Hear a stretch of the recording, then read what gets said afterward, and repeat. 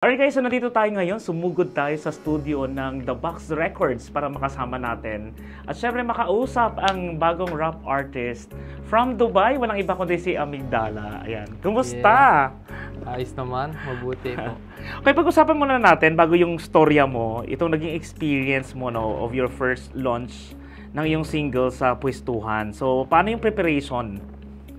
Preparation ko is, yun, mag-record, mag-rehearse talaga ng maigi kasi first time ko rin talaga na maraming manonood sa akin eh. May kaba, lagi naman, pero nilalabanan. Ganun. Ayun, special yung launching na yon kasi nga, di ba, you are with Isa Luki. Yes. Tama, no? So, gaano ka-close sa kanya or ka-related sa kanya? Kasi ang balita namin, parang you are like friends. Nakapanood ko kasi siya dati sa, ano pa lang, sa Pinas. Nakikita ko siya mag-perform sa lugar namin talaga. Yun, bumababa siya sa crowd, nakakausap.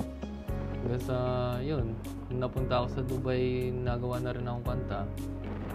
Karoon kaming collaboration. So, ano yung feeling para sa'yo? Kasi syempre yung first launching ng single mo and then nandun tayo sa venue na kung saan nandun lahat ng mga magagaling na mga rap artists ng Dubai plus meron tayong bisita from the Philippines. Tapos, first time mo ba na mag-perform yun ng live or nagawa mo na siya before dito sa UAE? Nagpe-perform naman po ako ng live. Ang kaibahan lang talaga yun. Maraming mga matataas na tao na nakatingin. Kumbaga, hindi na siya community ng all rappers lang. So ngayon kasi alam natin, may mga followers ka na, may mga, syempre may nagsishare na ng mga video na ginagawa mo, no? Ano yung feeling na there are some fans now na nagpa-follow sa iyo? At alam ko yung iba nung tinawag ka ang ingay eh. Parang full support yata yung family and friends mo at ilan sa mga tagahanga mo dito sa UAE. Paano yung buhay ngayon na finally officially na launch na yung single mo? Ano na yung buhay mo ngayon? Siyempre masarap sa feeling eh. Pero siyempre ano pa rin eh. Sa lupa pa rin ang paa natin. Kaya tinitake ko siya as steps. More to come. Ayan. Okay, siyempre pag-usapan din natin guys kasi siyempre no, ako kasi personally, alam ko na may mga rap artists na talaga dito. Like kilala ko sila Makabeli at marami nang ginagawa sila dito na mga mga music video nila and all. Pero paano mo nakilala ang The Box Records? Nakilala ko ang The Box Records nung napanood nila akong mag-perform sa kay Cookies, nag-front act ako. Okay. So, yun yung dahilan. Kuya Liniel. Kuya Liniel ko. Okay. Siyempre, yung kaibahan ng ginagawa mo kasi ikaw is talaga ikaw nagko-compose ng kanta mo. Yan, pag-usapan natin itong first single mo muna. Kasi kakaiba yung title eh. Can you mention yung title ng iyong first single? At ano ang ibig sabihin nun? Anadi Ananta, Sanskrit name. Ang ibig niya sabihin is no beginning and no end. Oh. Diba sabi sa'yo mga rap artists, mga malalalim eh. Pero bakit mo naisip na magkaroon ng ganong title? I mean, hindi yung regular na, yung ilan sa mga kilala natin mga rap artists, yung mga title ng song nila, mga ordinary wordings lang. Uniqueness. Uniqueness tsaka kasi, conscious ang rap ko kasi. Yun ang type ng rap ko. Conscious. Same with your name no na ginagamit din kasi parang hindi rin siya common name talaga kundi malalim. Can you tell us more about dito sa Amygdala? Ano yung definition nito at bakit ito yung napili mo na magiging name mo? Ang amygdala ay part siya ng brain natin na nag-hold ng takot ng tao. Kaya ako siya napili na maging rap name is kasi ako ay mahiyain, matatakutin. At yun yung ino-overcome ko ngayon. Pero sa launching mo hindi na. Nakikita natin na i-enjoy mo na siya. Lumalabas yung angas mo. Kasi, di ba sa mga viewers natin, kung titingnan natin siya, talagang parang mabait ang itsura nito eh. 'Di ba? Angelic face pero imagine mo rap artist siya. So at least based on my personal observation, well, kaya mong umangas. Kumbaga parang wala na yung parang natatakot ka. Parang medyo sanay ka na mag-handle ng mga audience mo. And I think that's one of the most important kapag artist ka. Ngayon pag-usapan natin yung mundo ng mga rap artist dito sa Dubai. Para sa mga viewers natin, gaano ba kalaki ang rap group or yung mga artists na nandito. Kasi siguro yung ilan sa mga viewers natin, ang alam lang karamihan, nakikita nila mga singing contest, 'di ba? Bihira naman yung rapper na pumapasok doon. Pero gaano kalaki dito sa Dubai based on your observation? Malaki na po ang rap scene dito sa Dubai. Halos parang half siguro ng katulad sa Pinas o hindi lang. Kumbaga, yun, naghahanap din lahat kami ng spotlights.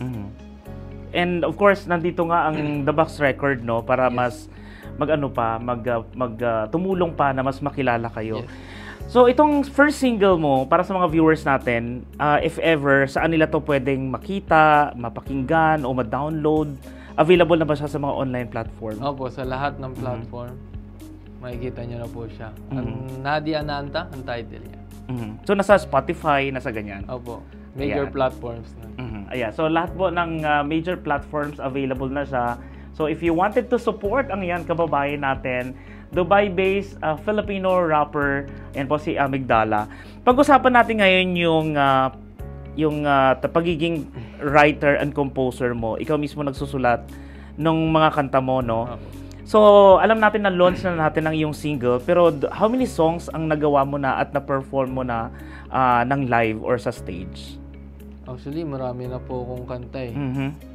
Siguro mga nasa na rin, 20 songs. Okay.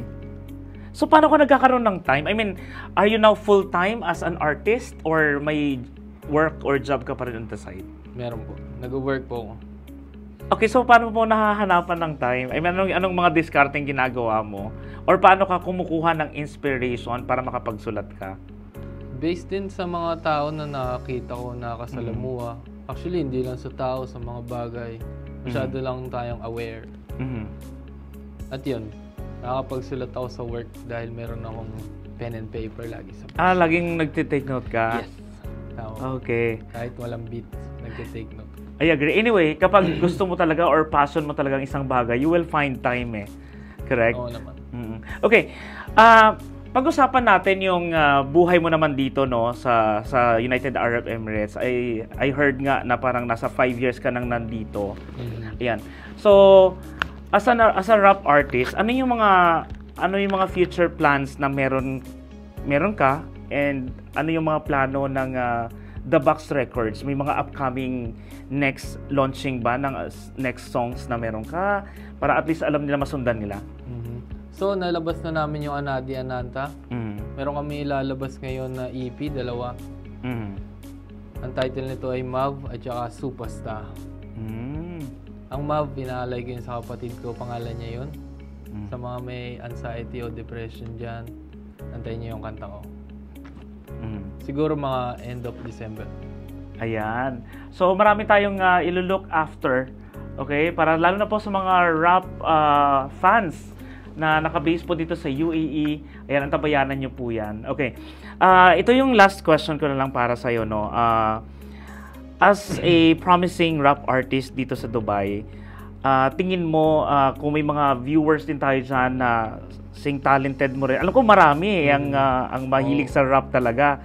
Kasi napapaligiran ako ng mga tao na ganyan eh. Marami silang iniidolo, nanonood sila sa YouTube ng mga Filipino artists natin in the Philippines. And kung let's say if they are interested din na na magsulat din or mag-perform later on, ano yung maipapayo mo sa kanila? So yun, kahit hindi rap, basta craft mo. Gawin mo lang ng gawin kasi pag gusto mo naman, di naman nakakapagod eh. So yung price noon, babalik din yan sa'yo. Makukuha mo yan. Basta gawin mo lang hilig.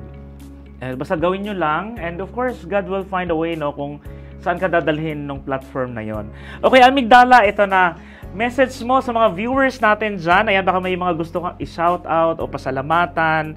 At saka syempre, mensahe mo sa mga bagong fans na nagpa-follow sa'yo. Yun, syempre, shoutout nga pala sa pamilya ko, Rivera Family, Gulpo Family. Syempre sa grupo ko, Culto Crew, The Box Records. Maraming salamat nga pala sa mga sumusuporta sa akin. Marami pa kayong aabangan sa akin. Alright, thank you so much. Maraming good luck. Okay.